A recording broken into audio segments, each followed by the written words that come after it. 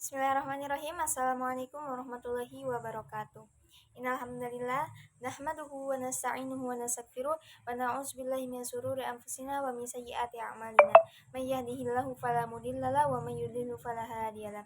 Asyhadu an la ilaha illallah wa asyhadu anna Muhammadan abduhu wa rasuluhu la nabiyya wa la rasula ba'dahu. Pertama-tama, mari kita panjatkan puji serta syukur kita kepada Allah Subhanahu wa taala yang telah memberikan kita beribu-ribu kenikmatan, di antaranya nikmat sehat, nikmat iman, sehingga kita masih bisa bernapas di hari ini gitu. Kedua kalinya, salawat serta salam kita curahkan kepada Nabi besar kita, yakni Nabi Muhammad SAW, yang telah mendobrak pintu kejahiliaan menuju pintu terang benderang, yakni dinul Islam. Oke, ketiga kalinya terima kasih kepada Bapak Ibrahim yang telah memberikan saya waktu untuk menyampaikan sedikit ilmu yang insya Allah bermanfaat dengan judul Hijrah di Era Digital, Makna dan juga Tantangannya. Hadirin yang dirahmati Allah, di era digital seperti sekarang, kita hidup dalam dunia yang serba cepat. Informasi ada di genggaman, hiburan tak pernah habis, dan juga media sosial ini menjadi bagian dari kehidupan sehari-hari. Nah, dalam kondisi seperti ini, kita sering mendengar satu istilah yang semakin populer. Apa sih? Yaitu hijrah. Namun pertanyaannya, apa sebenarnya makna hijrah di era digital? Dan apa saja tantangannya hijrah di zaman sekarang gitu. Nah, hadirin sekalian yang dirahmati Allah, hijrah secara bahasa itu berarti berpindah. Kemudian secara makna, hijrah bukan hanya berpindah tempat, tetapi berpindah dari keburukan menuju kebaikan, dari yang jauh dari Allah menuju yang diridhai Allah. Rasul Shallallahu Alaihi Wasallam bersabda, orang yang berhijrah adalah orang yang meninggalkan apa-apa yang dilarang oleh Allah. Hadis riwayat Bukhari dan Muslim.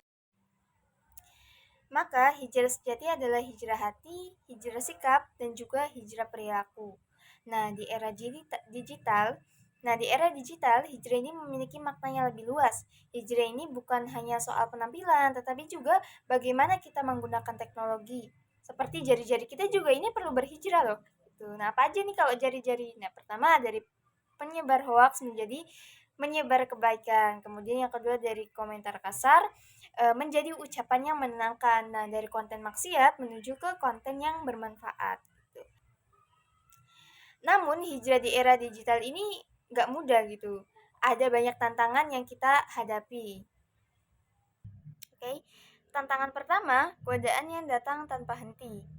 Nah, dulu maksiat itu kan harus dicari ya, walaupun gak sih sekarang. Nah, zaman sekarang ini maksiat itu sering datang sendiri melalui layar ponsel. Jika iman kita tidak kuat, maka hijrah ini bisa goyah gitu. Nah, kemudian tantangan kedua, standar hijrah yang keliru. Nah, di media sosial, hijrah ini kadang hanya dinilai dari penampilan, bukan dari akhlak.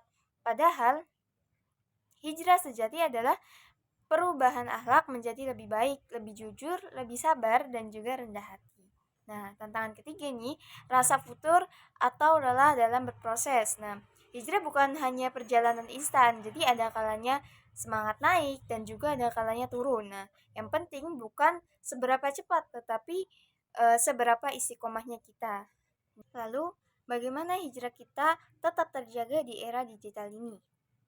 Nah, pertama, kita harus luruskan niat karena Allah, bukan karena tren atau pujian manusia. Yang kedua, pilih lingkungan dan konten yang baik karena apa yang kita lihat dan kita dengar ini mempengaruhi hati kita. Yang ketiga, perbanyak ibadah dan juga doa karena hijrah tanpa pertolongan Allah itu tidak akan bertahan lama. Dan yang keempat, jangan merasa paling benar gitu karena hijrah adalah proses seumur hidup. Nah, Allah Subhanahu wa taala berfirman, sesungguhnya Allah tidak akan mengubah keadaan suatu kaum sampai mereka mengubah keadaan yang ada pada diri mereka sendiri. Quran Surat Ar-Rod ayat 11. Nah, ayat ini mengajarkan bahwa hijrah dimulai dari diri kita masing-masing. Hadirin yang dimuliakan Allah, semoga di era digital ini kita mampu menjadikan teknologi sebagai sarana mendekatkan diri kita kepada Allah, bukan malah menjauhkan diri kita. Dan semoga hijrah kita bukan hanya terlihat di luar, tetapi juga emang benar-benar hidup di dalam hati kita gitu. Akhir kata, semoga Allah menguatkan langkah hijrah kita, menerima amal-amal kita, dan juga mengumpulkan kita kelak bersama orang-orang yang istiqomah. Wallahu a'lam bishawab. Mungkin sekian yang dapat saya sampaikan, kurang lebihnya mohon maaf. Wabillahi taufiq wal hidayah. Wassalamualaikum warahmatullahi wabarakatuh.